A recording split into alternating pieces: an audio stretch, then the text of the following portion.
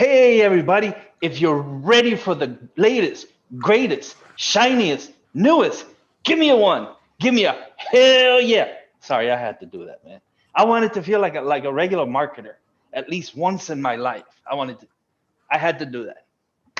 Anyway, welcome to Hump Day Hangouts. This is, what episode are we on, man? 345. This is 340. Yeah, 344. Last week we're on 345. If you guys are not seeing it, refresh, but you wouldn't be seeing it. Just a moment. It's not done yet. We'll be in just a moment. Refresh the page as soon as Bradley gives the okay, or as soon as you get the chance, and you'll be able to watch this live. Ask us questions, guys.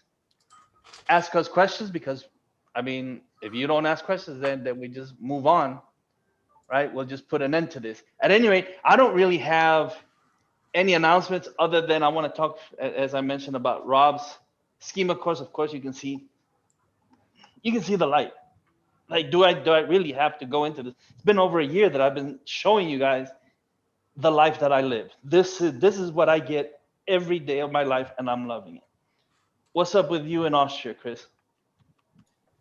Well, too much sun, too much heat here. Like last couple of days, we had like 96 degrees here in US temperature. I had already calculated it over.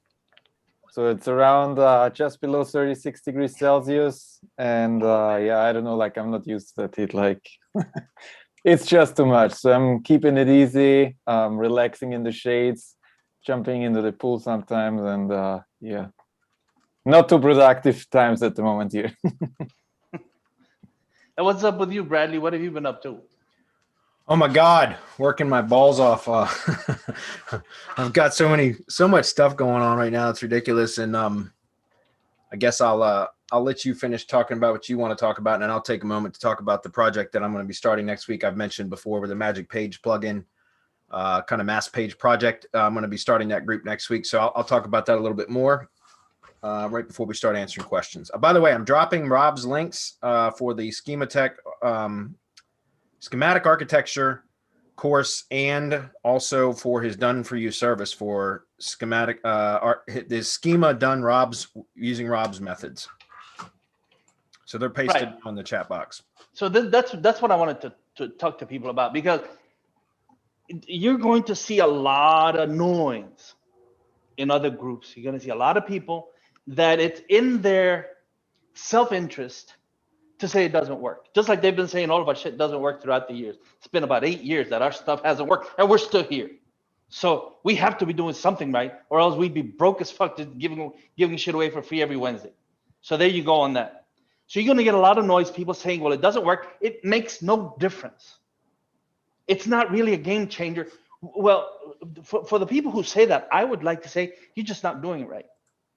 You have an app or a plugin that you're using that everybody else is using, Blowst, for example, not because I don't want to even mention their name, because it's not even worth it. But if you're using what everybody else is using, so imagine, and I love this analogy, imagine a parking lot full of white cars, Ford, Chevy, Toyota, doesn't matter. It's a parking lot full of white sedans. How in the hell are you going to stand out in a parking lot full of white sedans? Well, you might check out the tires or whatever, or how about you get a different paint job to stand out? What we're doing with Schema, we're taking it to such a level that we make Google pay attention to us over others because of the way that we do the Schema, not only at the organization level, but at the local business level, at the page level, and just overall how we reference the nodes to everything that belongs to the entity and to the brand. And so we bring everything together and tie it all together in such a way that it becomes the best choice for the query. It's the best answer for a given query. That's what we're doing. And if it's not making a difference for you, it's because you haven't tried schematic architecture. It's because you haven't done it the way that we've been doing, where we've tried it, where all we could do on a website is add schema. And we were able to take a project from, I don't know, about 8K a month to over 100,000 in 90 days, applying schema and then link building. Just letting Google know this is the best option, because this is the best brand, the best entity in the niche. That's what you can do with Schema. And so Rob finally came out with training regarding Schema, how to put it all together, how to apply it. Not only that, people often tell us, well, I don't have the time to go through an entire course. Well, what I would say to you is make the time. Find the time. Make sure that you give yourself time, because this is an entirely new ballgame. It's an unfair playing field when you apply this correctly. Now, if you still cannot find the time to do something that you have to do, what Rob has come up with is a done-for-you solution. So fine, don't spend money on the course. Don't spend time going through it and learning it. Well, just go ahead and do what I do, although I have gone through the course. Buy it, get it done for you, but it's not an option anymore whether you should have Schema. You have to have Schema. You have to tell the bot what everything about. Imagine this. I read in an article recently that 80% or so of the websites on the web are still doing either RDFA or well, they're doing old type schema, microdata or RDFA, rather than what Google tells you should be using, because that's what they prefer.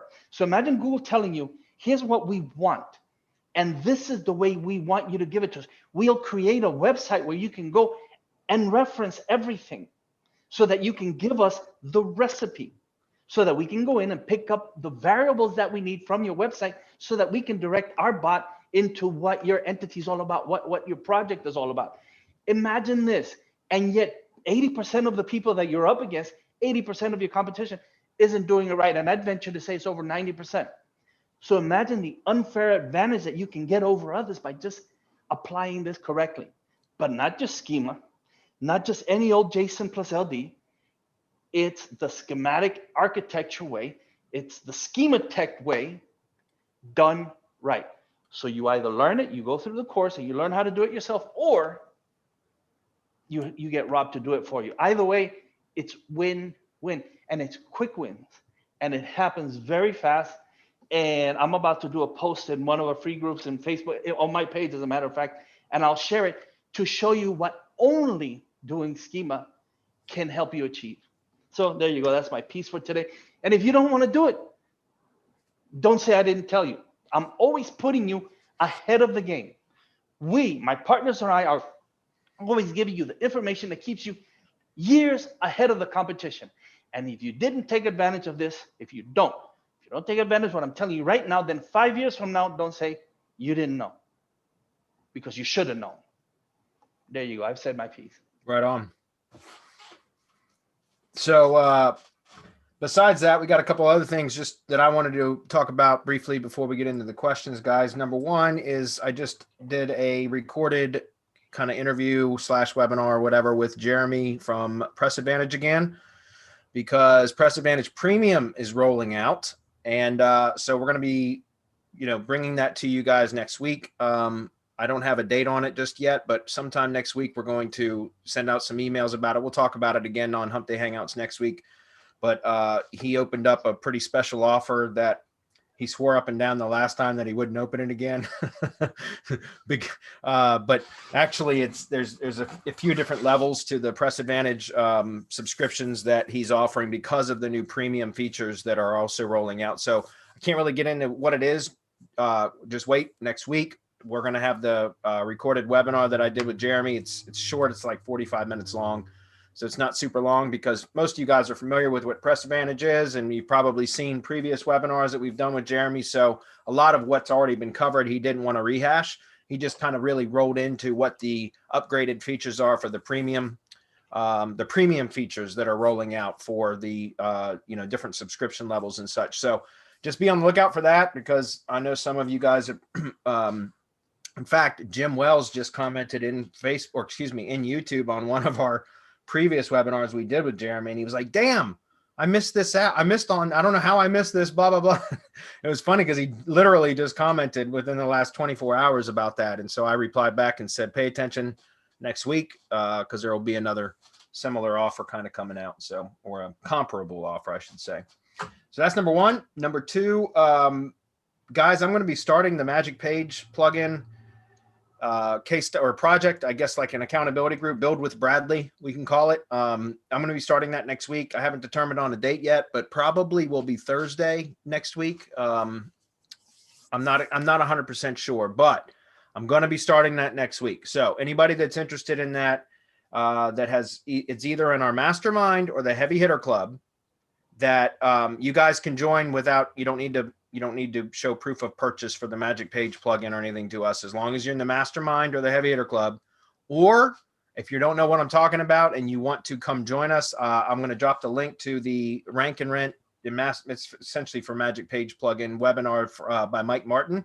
It's an automated webinar, but it's good, and it will show you exactly what it is that we're going to be doing in the Build with Bradley group that I'm going to start next week, and it'll be every 2 weeks. We'll meet for probably an hour, but maybe an hour and a half to just go through builds and start building these Magic Page sites. And I'm going to be applying it to my directory site and a couple lead gen projects that I've got going on. So this will be like real-time building, guys, with just sharing information, with a small group. So in order to join the group, again, you have to meet one of the prerequisites. Either you're in the mastermind, you're in the heavy hitter club, or you've purchased the Magic Page plugin through our link, and you can provide, proof of purchase. Now, I meant to set up an opt-in page. I'm gonna drop the link in the chat box here, guys, in just a moment, and that's for Mike Martin's webinar. And it's an automated webinar, so you can sign up and watch it like within a couple of hours, is what I'm saying. But I meant to get an opt-in page put up for that today, guys, and I didn't. So I'm going to have to tell Chris G to be on the lookout, but just contact support@semanticmastery.com if you want to be a member of this group. I'll have Chris forward the messages to me, and I'll reach out to everybody that has responded individually with instructions on how to join. I'm probably just going to set up a Zoom meeting.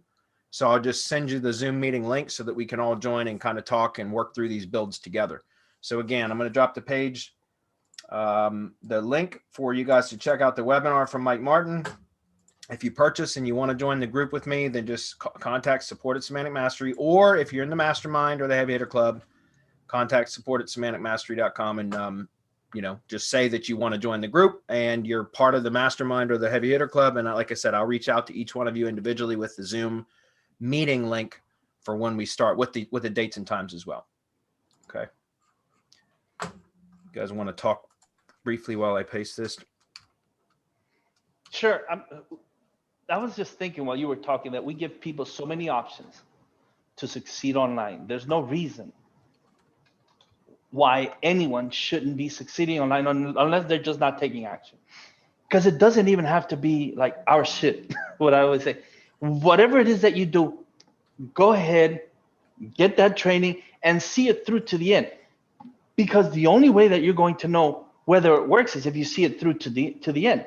But if you do like most people where you just leave it and you go on to the next best, shiniest, newest, whatever, you're never going to know. This is the only industry that I know of where people do that, where you don't see the project through until the very end, where you just give up and go spend more money. Or maybe gambling. Maybe I can equate that to gambling, the what is that, shiny new object syndrome, where you go spend more money and you go and spend more money and even more money. I don't know of any other industry where people do this. Well, I can tell you a couple, man. Just look at crypto industry, like all those altcoins, shit coins and stuff. It's packed. Same with stock market and stuff. I don't know if that's the same. I don't know if it's the same as, because in that, at least you make the purchase and you hope that the stock goes up and you hope that the crypto goes up. In this, it's like you buy it and hope that it works, but then you never see it through to find out whether it works, which is really surprising to me. I don't understand that type of thinking. Well, and I think it's quite similar. Like, for example, people buy like a shit coin, then like, I don't know, like Bitcoin like does some like unexpected curve, the shit coin dumps a little, people are getting nervous and they are ejecting out of it, right? Even if it was a successful project, they already exited it way before they actually had the chance to have it like succeed. It's, in my opinion, it's the exact same thing. But yeah, again, like people are on way too many shiny objects that they are dancing on, or I don't know how to say it. But my advice to people is this: whatever training it is, get it, see it through to the end, find out whether it works, and if it doesn't, go to the next one until you find what works for you. Then you develop the process and the systems so that you can repeat it, and then from there it's just lather, rinse, repeat. Make more money, hire people to help you. Now you're a business owner, now you're an entrepreneur, you're a boss now, and you have people who are helping you make money, and you can just grow your business or extend into other things. But first you have to figure out whether it works, man. Best advice that I can give you. Well, there's a shortcut. Yeah, there's always a shortcut. No, there is one. You I know can there buy is. what's already working from MGYB, man. Ours. Don't forget that. Yes, sir. Right on, guys. Well, can we get any questions? Let's do so. Okay. Grab the screen. I saw a couple good ones. Whoops. All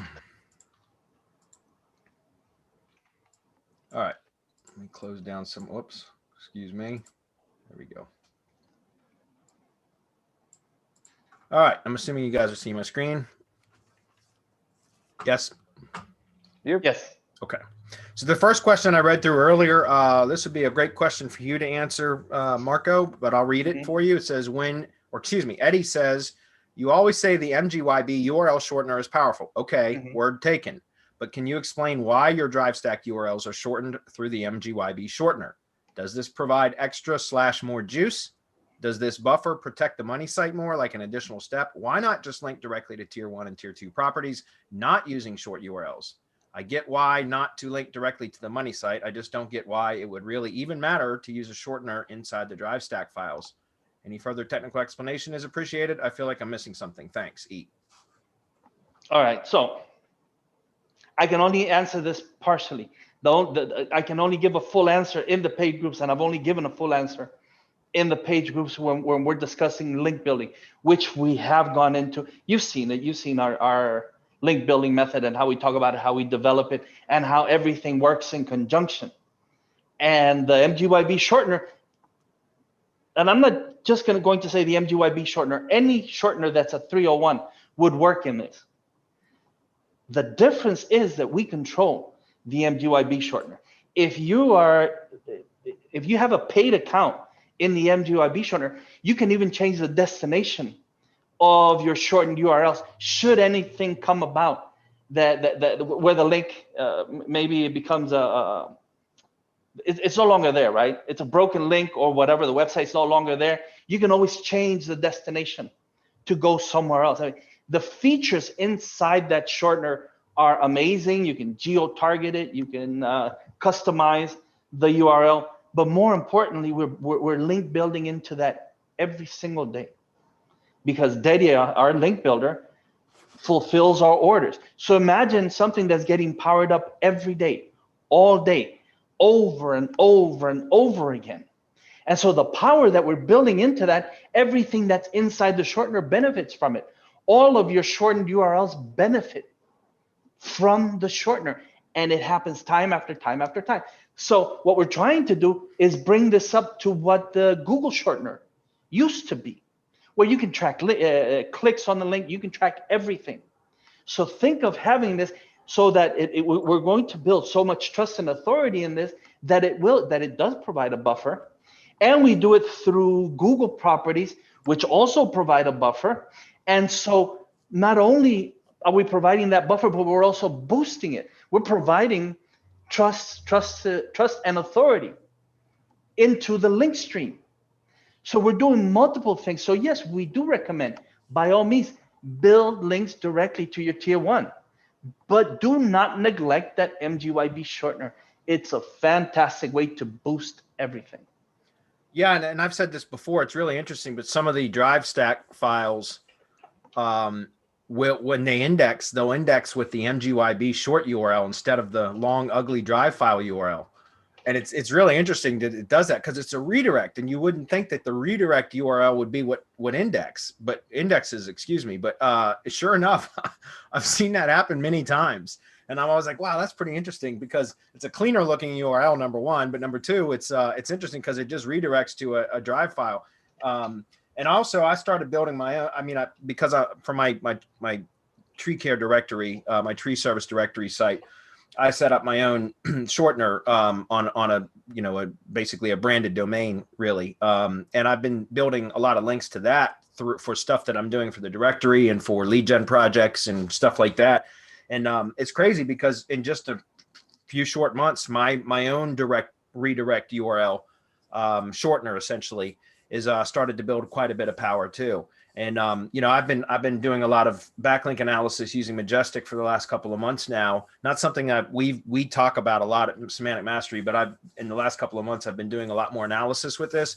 And TrustFlow is still something that I've been kind of using as a metric to gauge the power of the links. Some of the links that I've been playing around with, and it's really interesting. But to see, MGYB's got the 24 TrustFlow, which is fairly good. And what's interesting is to see kind of a even TrustFlow to citation flow metric, because a lot of times when you're spamming stuff, which we do this a ton of to MGYB.shortlinks, like a lot of the times you'll get real high citation flow, but very low trust flow. And that just shows that there's a high quantity of links, but low quality of links. And it's interesting to see this balance because, again, like look at the number of backlinks compared to the number of domains. It's a significant difference, yet the trust flow is still there. So it's pretty interesting. And that's why those MGYB links, I think, are so strong. And I'm starting to see similar kind of results with a hell of a lot less links, but through my own shortener that I'd set up. So that's part of the reason. You can do some really cool things with redirects, guys. So anyways, I thought that was a really good question by Eddie. By the way, if you're a member of one of our paid groups, you get the MGYB shortener. You get the top tier for the in between, for the price of the in between tier. So instead of paying $50, you pay something like $27 a month. Yeah. And it's powerful. There's definitely some really cool things that you can do with redirects. I'm doing a lot of stuff with redirects actually. So good question though. Gordon's up next. He says, hey guys, if you're building a multi-city local business niche WordPress site using categories or silos, but instead just creating a separate page for each city and keyword combination while adding posts with relevant keyword and city location content for each city/keyword combination with a backlink to the related city keyword page, boost the SEO ranking juice for those pages, or will it confuse Google and take the SEO focus off the related pages? As always, your help is very much appreciated. Okay, this is no, it depends on what your supporting posts are optimized for, because you can cannibalize your top level page, right? So in other words, if you're setting up a separate, let's say if you're going to use, like if you have a flat site, right? Or what I mean is, let's put it this way. If you have if you're setting up a site where you don't have necessarily like topical silos and in location silos that are trying to be, subcategories of the topical silos, or the service silos would be another term for it. Whereas let's put it this way, like let's say for using a tree service for an example, I don't really technically need to have service-based silos for a tree service company, because Google considers tree service, tree removal, tree trimming, tree cutting, all synonymous. They're all kind of on the same level. So if I wanted to, and I started doing this one of my multi-location lead gen sites, is I've kind of switched from the silo structure that I had been using for the last several years to kind of more of a flat site structure, in that the city plus service plus city pages are really top level category pages. So in other words, each service plus city page is a top level category, right?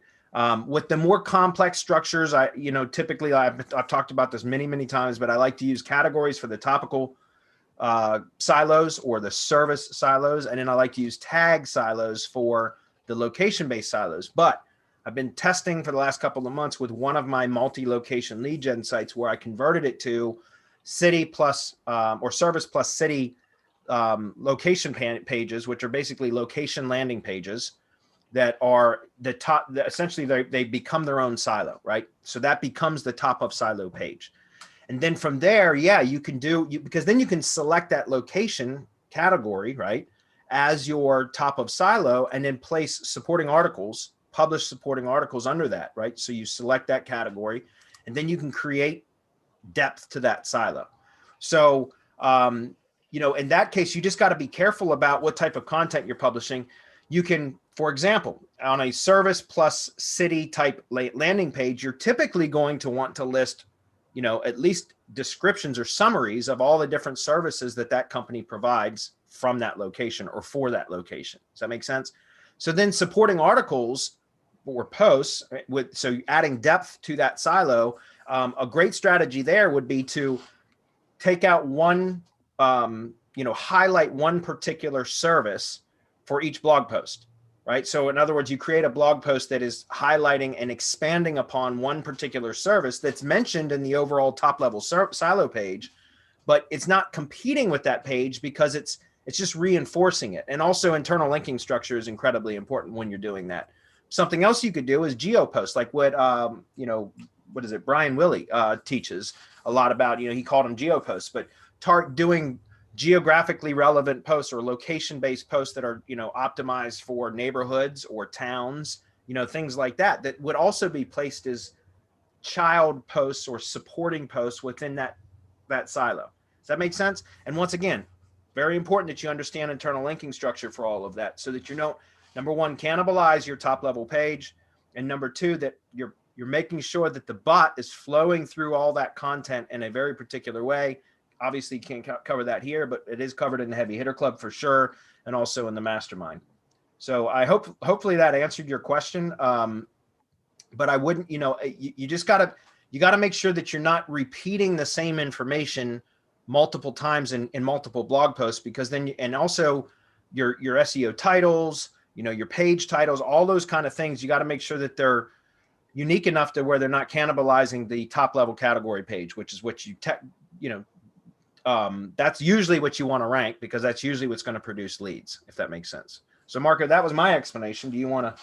Yeah, we tested. No, we tested this in Land Solutions Network, city plus keyword combinations, and so there's I think 19,000 something cities in the United States, and let's say you're doing 10 keywords. Well, now you're dealing with nearly 200,000 pages. How do you make those unique enough? And this is the key. How do you make those pages unique enough so that they don't compete one with the other, what you're referring to as cannibalization? And how do you keep them in the active index? Because if Google finds too much similarity, they're just not going to display them to anyone. And then you just did all that work for literally nothing, because Google won't bother indexing your pages. We went from 15,000 pages in the Land Solutions Network to 1,000 something. We're still getting leads. We're still getting traffic. It still ranks really well for targeted keywords, but it's really difficult to keep those pages, those 15,000 pages or so, in the active. It's not that they're de-indexed in a bad way. It's just that Google doesn't find them different enough or good enough to display to anyone. And that stands to reason, because we're not giving Google a reason. I mean, it's just logical for this to happen. What we have to do is go and if that's even a word, uniqueify each page to give Google a reason to come back in and re-index and put those pages in the active index once again. And you know one really good way to uniqueify pages? What's that? Schema. Oh, yeah. Yeah, of course. Schema.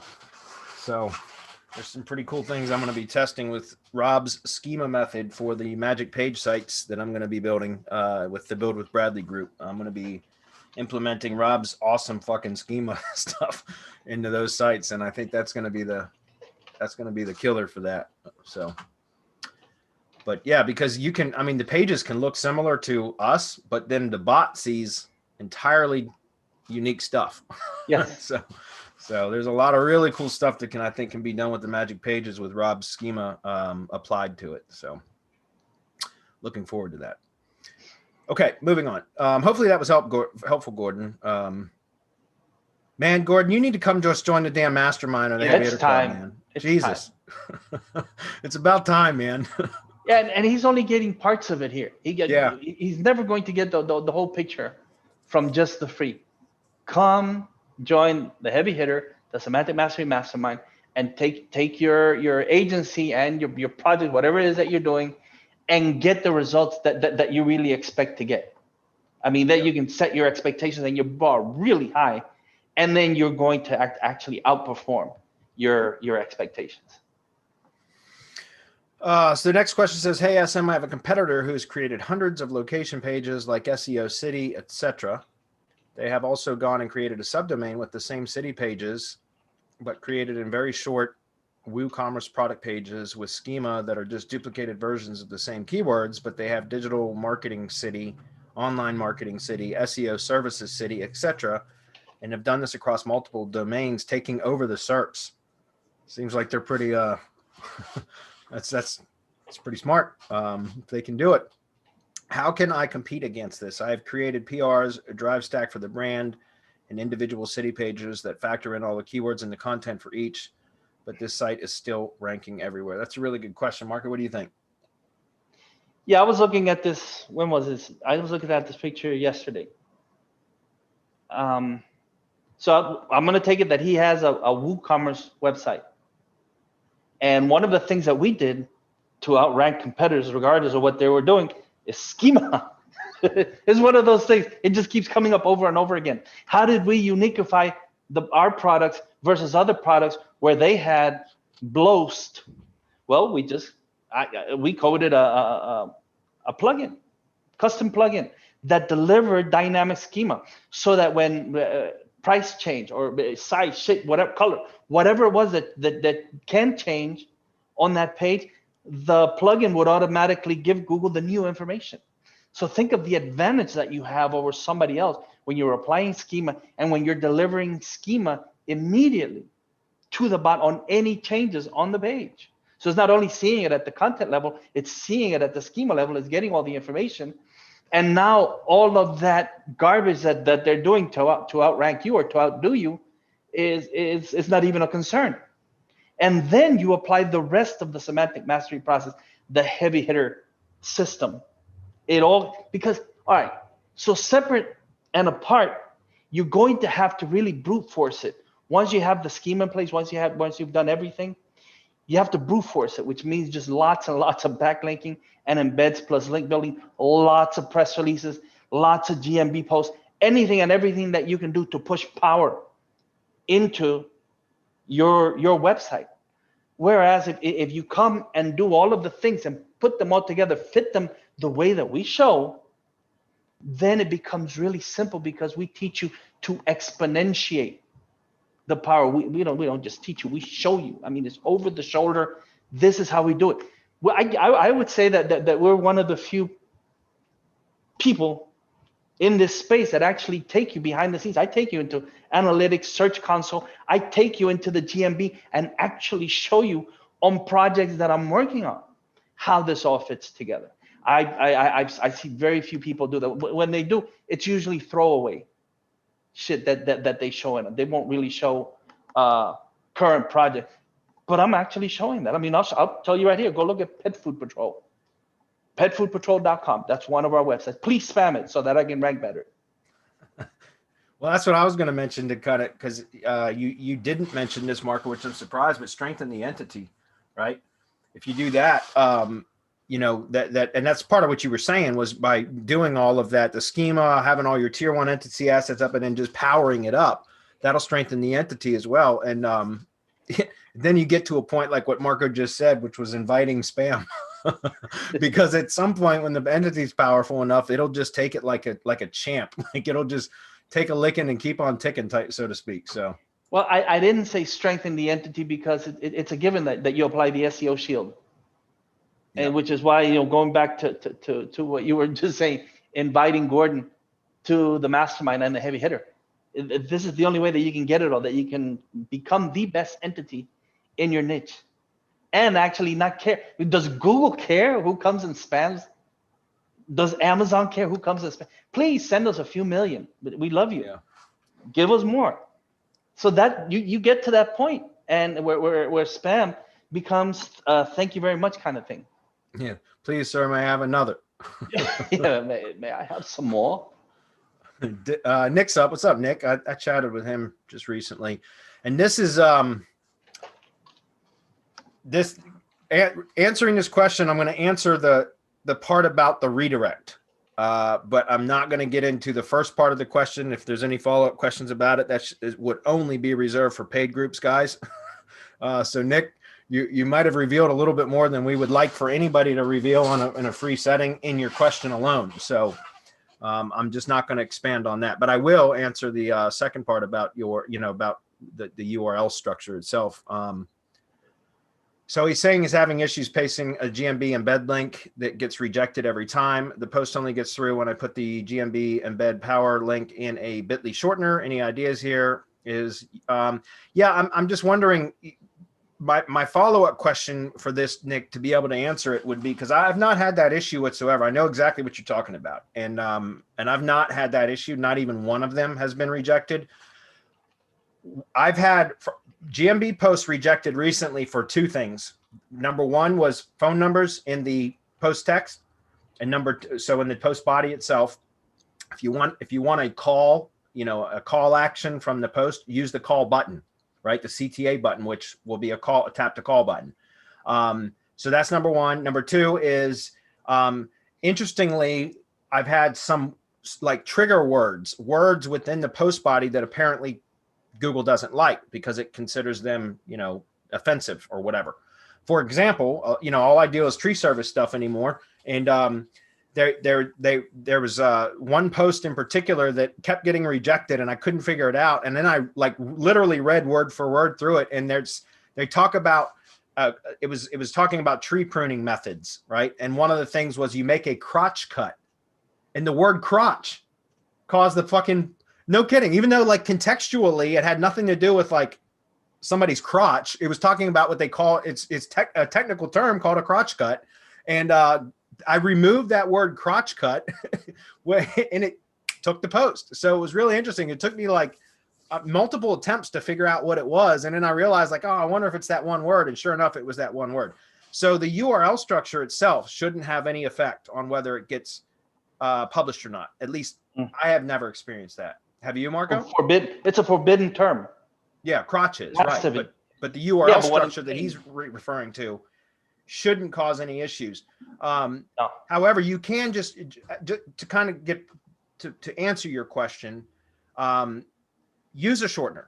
I wouldn't use bit.ly, guys. I don't know. I know there's a lot of people out there using bit.ly, and maybe bit.ly stopped doing this. I don't know, because I don't really analyze bit.ly links anymore, or bit links, whatever you want to call them. But a number of years ago, bit.ly they were 301 redirects, but then arbitrarily bit.ly would just apply a 302 tag to it. So in other words, it would become a 302 redirect at some point, and there was no rhyme or reason to it that we could discern. And so, what you think is a 301 redirect could eventually become a 302 redirect without you knowing about it. Now, again, I don't know that bit.ly still does that. I just stopped using bit.ly years ago because of that reason. So I would, again, point you back to mgyb.co/s. That's the mgyb.co shortener that gives you the same or a lot more functionality than bit.ly does, unless you have a bit.ly premium account. And it's, again, that's one thing you could do, or you could always set up your own redirect, which, if you've got a brand, stuff that you're doing for branding and all that, it might make sense to do so. So that would be, I don't tell people to use their own shortener because it takes so long to power it up. It does. I just said, come use ours. I mean, get into one of the paid versions of our plug. Do yourself a favor. Don't do me a favor, because at $27 a month or 47, I'm not making any money on it. We're just charging the maintenance on it, and all of the things that we have to do to keep it going. That's all we get from it. But do yourself a favor and get the shortener, and then just watch it go crazy. I'm also going to show in the Heavy Hitter Club webinar a week from tomorrow how to create a double shortened link. So how to use two shorteners to double shorten a link and multiply the power, and then you blast both of those. It's fun stuff. There's a lot of fun stuff happening in the Heavy Hitter Club that provides just tons and tons of power, guys. Come get it. So the last thing, so there are the alternatives, Nick, but will a redirect pass juice? Yes, as long as it's a 301. Yes. So that's the point. That's the point. You know, if you use a redirect, it becomes a 302 or is set as a 302 or a 307 or a meta refresh with any more than a 0-second delay, anything like that, it kills link equity. Like it just stops the link equity from flowing. So, you know, as long as it's a 301 redirect, or it can be a meta refresh with a 0, you know, whatever redirect timing, then it will pass page rank. Okay. Do I need a niche? Joe, I guess I'm not sure unless you're asking about, do you need a niche for what? For the magic page thing? No, but it makes sense to have one. So you say, I just want to get leads, but what do you just want to get leads for? You know, I mean, if you want to get leads for a particular business, then you have a niche. If you just want to get into the lead gen business, then I would take some time to focus on, you know, figure out what industry you have an interest in that is also lucrative. And then you can really drill down into that particular niche and find, you know, perhaps a particular service within that niche that you could start with.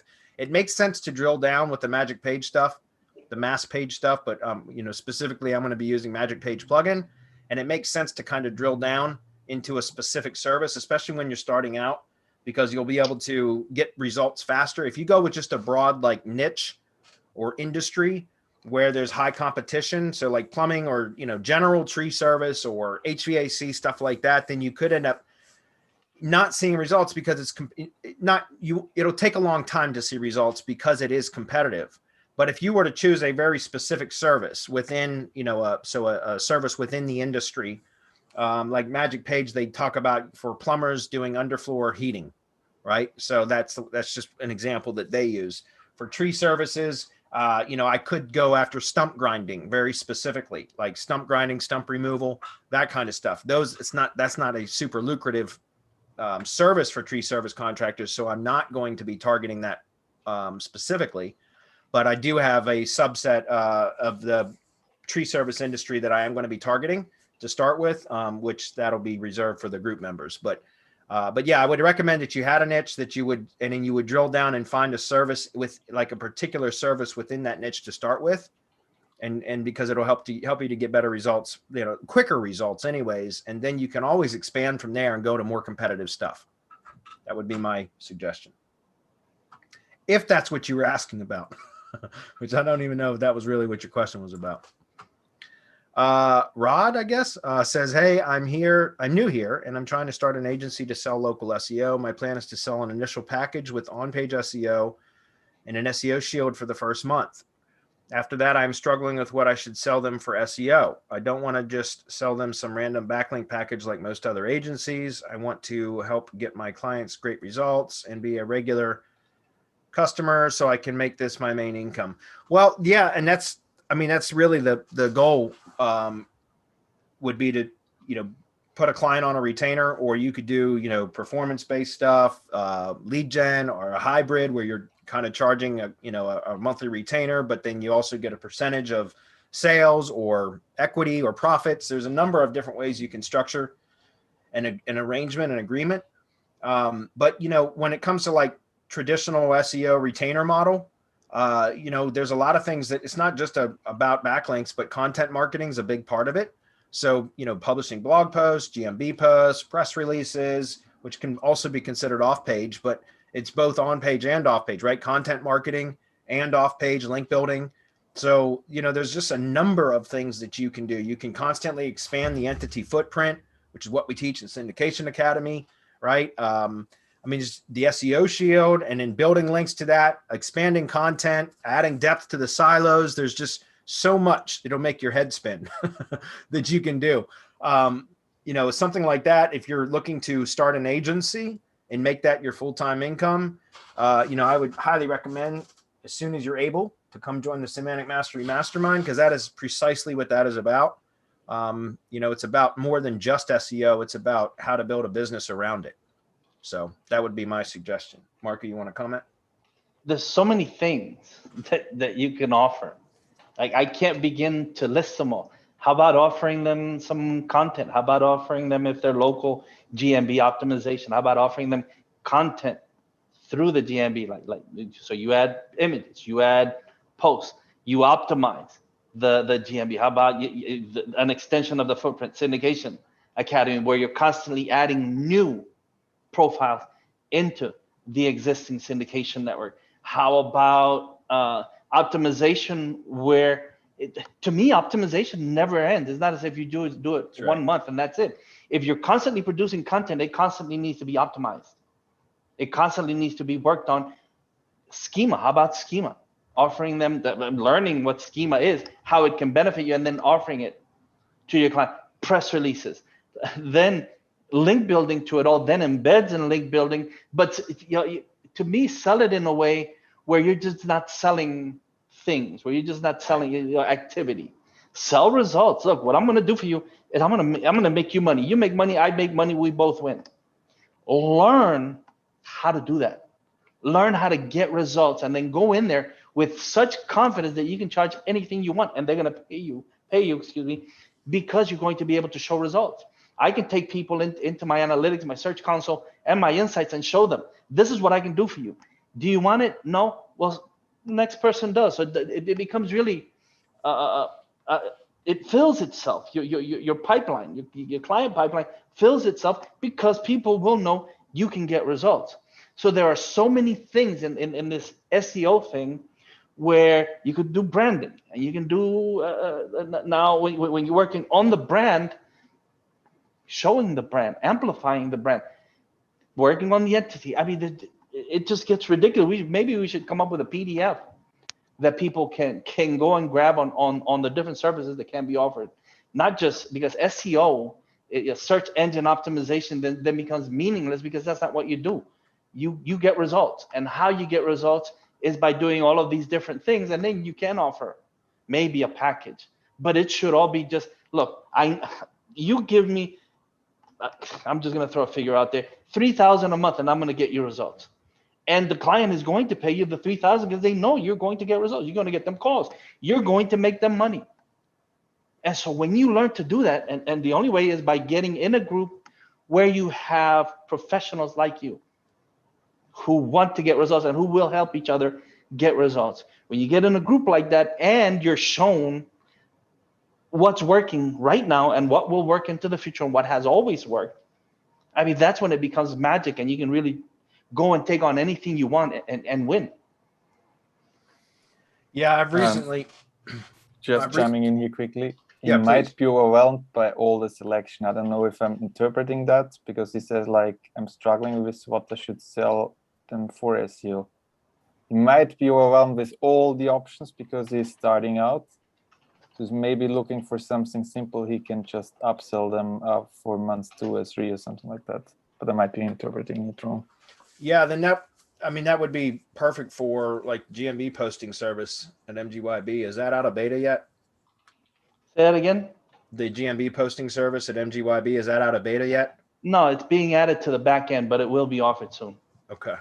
Yeah, because that, to reply to, or to Chris's point, I should say, that would be something that would be simple to fulfill on your part, because it's not you actually fulfilling it. We would be doing it for you. But like that's just an example.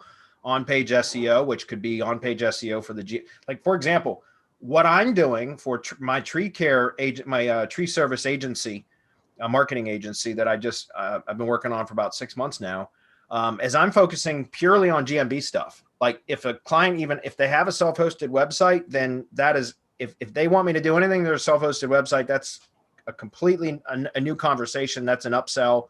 That's an add-on, because I am pitching my lead-in service as GMB optimization and getting their maps, their GMB profile to rank, to produce leads for them. And so I'm doing everything in the GMB ecosystem, and I'm not even touching their website. In fact, I don't even link to their website in the GMB right now. I've got a couple of clients that it's interesting, but they have their own website, but I'm not even linking to it, because I'm doing everything. I'm building all the tier 1 entity assets with the SEO Shield and all that, and I'm doing everything in the Google ecosystem. And so what I'm saying is you could do purely GMB stuff. That's just an example. But you could do on-page optimization where you're producing the content for the GMB website and then optimizing it, doing all the GMB posts, like Marco said. You could be doing, optimization for the SEO Shield stuff. And then you could hire us or MGYB to do GMB posting, which would be a monthly service that you would just mark it up, double it, triple it, whatever it is you're going to do. And then that would just be monthly revenue that would come in from the results, the activity that you are able to provide that we would actually be doing the fulfillment for, if that makes sense. So that's something easy that you could do. Something else that I've recently started doing through my, I've been doing a lot of prospecting for tree contractors, and something that I've found, which is a pretty cool kind of hybrid model that I just had 2 people sign up within the last, well, it's been about 6 weeks now, but then I'm kind of experimenting with a new model, which is I created an app in Go High Level, for tree contractors that helps them to manage leads. It's essentially a lead and sales pipeline for tree contractors that manages quote requests, jobs, and that sort of thing. So it's 5 stages in the pipeline. Anyways, it's just, I developed it inside of High Level. And what I've been doing is offering a kind of a hybrid model to tree contractors that don't necessarily want to hire me to do like on a traditional retainer basis. So what I've been doing is saying, okay, look, I'll tell you what, I'll work on your assets at my expense, but you give me 10% of any of the jobs that close. And in order for me to be able to track the leads that I generate through your assets, you have to subscribe. You have to subscribe to my app, and use my app, because then all of the leads and everything are always going into the app. So everything can be tracked. I can always see what stage the lead is in, whether it's an estimate, proposal, pending, or the job's been scheduled or job's been completed. And so I'm actually selling them on using my app, and they have to subscribe at $200 a month to use my app. But they get the optimization and everything done for free. But then every job that goes through the app that gets closed, I get 10% of that. And it seems to be a pretty cool kind of hybrid model, because it's a very, very low, commitment for them. And they're only paying for leads that generate money for them, if that makes sense. And then that's how I get compensated. So it's a performance-based kind of, I don't mean to confuse you. I'm just trying to say, you can get creative with different ways to kind of create the traditional like retainer model, I think is kind of becoming more difficult to sell, at least in the industry I'm in, it is. So I've had to come up with some creative ways to make what I have to offer attractive. And that was just one of a few different ways that I'm testing right now. So any follow-up comments on that before we move on? Yeah, I mean, when you're in a group with a bunch of people, agency owners and professionals who work at this, who make this their calling, it's their job, they're entrepreneurs, they're business owners. You can even offer, for example, if you don't have to know web design to offer it, because you'll have people who are experienced at it, and you just mark it up, or you charge a finder's fee. Look, I got a client who needs web design. I know who to go to, and he'll give me a quote, and then I'll go back and say, okay, I want this much. I also know that another woman who does it, who I can reach out to, if it's something at a lower price point. So it depends on what I need. I have the developers. I have all of these people that I can reach out to. Graphics, if I need graphics. So there are so many things that you can offer. It becomes ridiculous. You will have this menu, this wide-ranging menu of things and options that you can upsell a customer on over the life span of that customer. Right on. So Nick is up again. He says, I definitely picked up Rob's course, but I haven't been able to even start it. I'm so busy, and I'm trying to hire my first employee. If you want results, you need to implement everything, including Schema, but most people just won't go to those lengths. Effort is the difference maker for sure. And you're right about that. Shit. CT Fletcher. I just drawing a blank, but my magnificent obsession. You kind of really have to develop your own magnificent obsession with your business or with SEO in order to be able to implement all this stuff. That's true. I had actually lost my passion for it for quite some time, which was rekindled at POFU Live last year because of Rob's Schema presentation, honestly. And I have completely redeveloped a magnificent obsession for it again. And you're right, Nick. It's like, 12, 14 hours a day. And it's the first thing I think about when I wake up and the last thing I think about when I go to sleep anymore. It's nuts. But That's really the only way, in my opinion, to get results. Like if you, I mean, to get good at it. And then like what you mentioned, when you're hiring an employee, that's exactly the point. Learn it, figure out a process that is repeatable, which, we provide you a lot of that. And then train somebody, delegate that work out so that you can focus on expanding and scaling. That's the POFU way.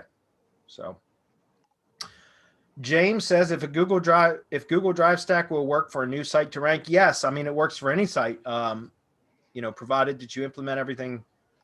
You can't just implement parts of it and expect it. And you can't just have a Drive Stack and expect it to do much. I mean, there's a number of things that you have to do once you have a Drive Stack too, which we offer those services, and we also teach how to do all of that. So do you want to comment on that?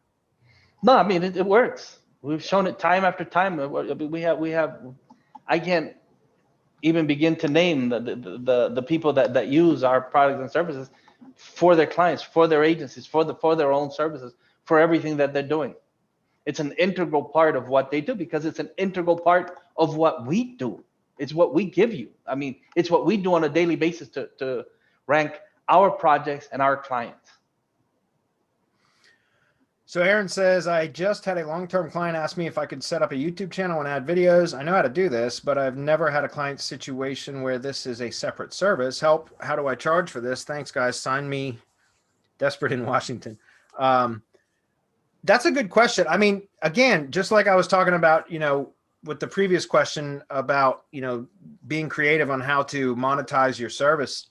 Again, it really depends on the situation. I mean, because there's a number of ways you could do it. You could charge them, just a setup fee, and then charge them on a per video basis, whether you're producing the videos or having them, outsourcing that or whatever. You could do it that way, which I think would be a pretty simple way to monetize that, or to bill for that.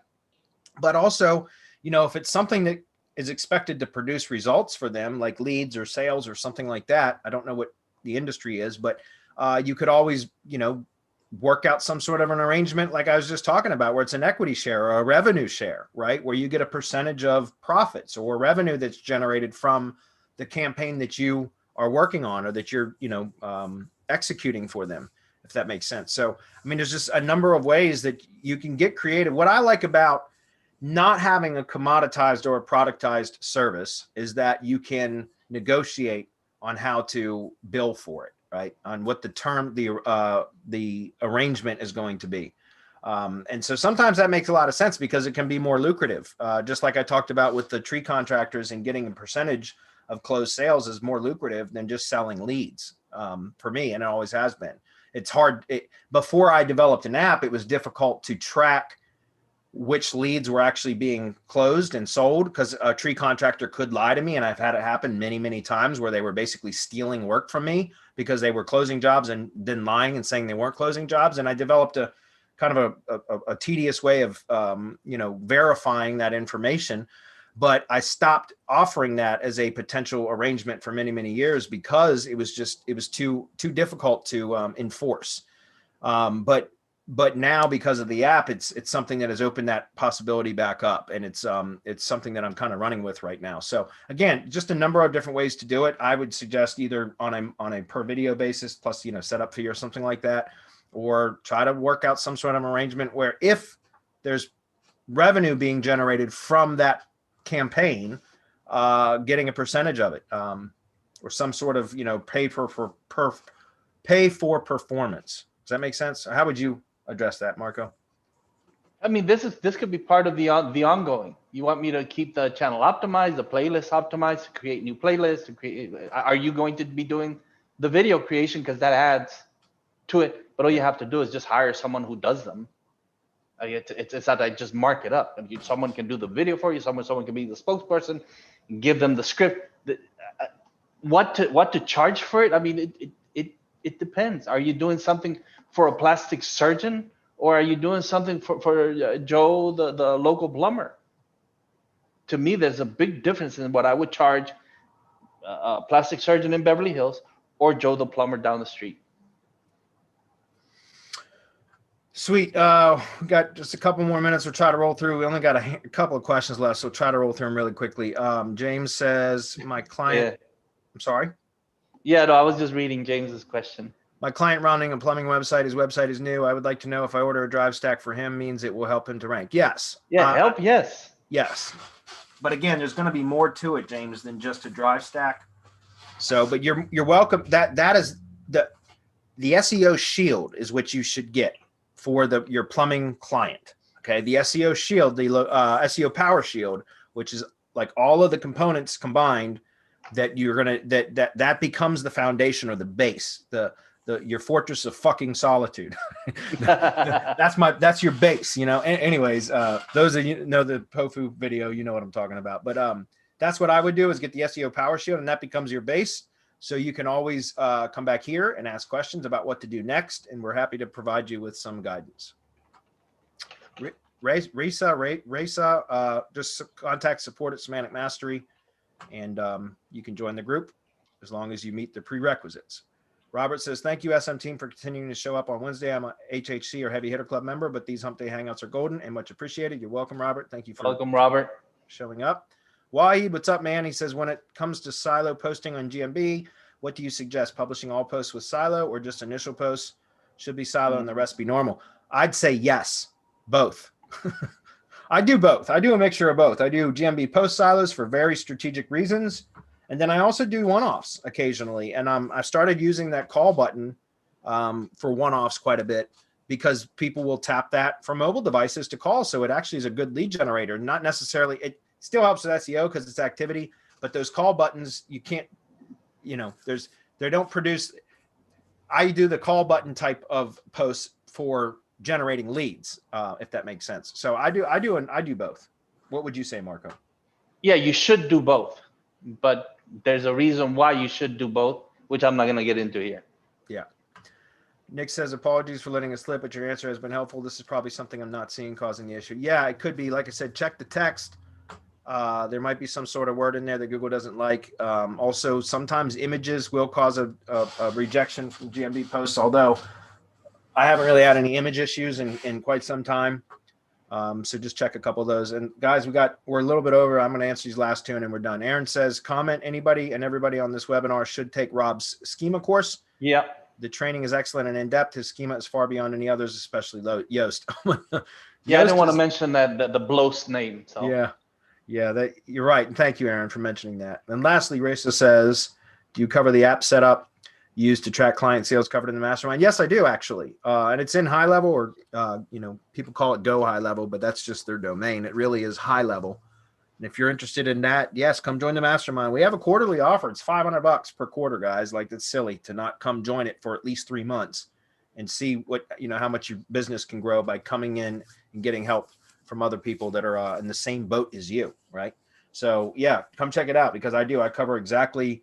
I've even got process docs like that show how to set those triggers and campaigns up and everything inside of high level specifically for what I've built. So, and I share everything in the mastermind, guys. So, all right. Thanks everybody for being here. Appreciate you guys. We'll see you all next week. Bye, everybody.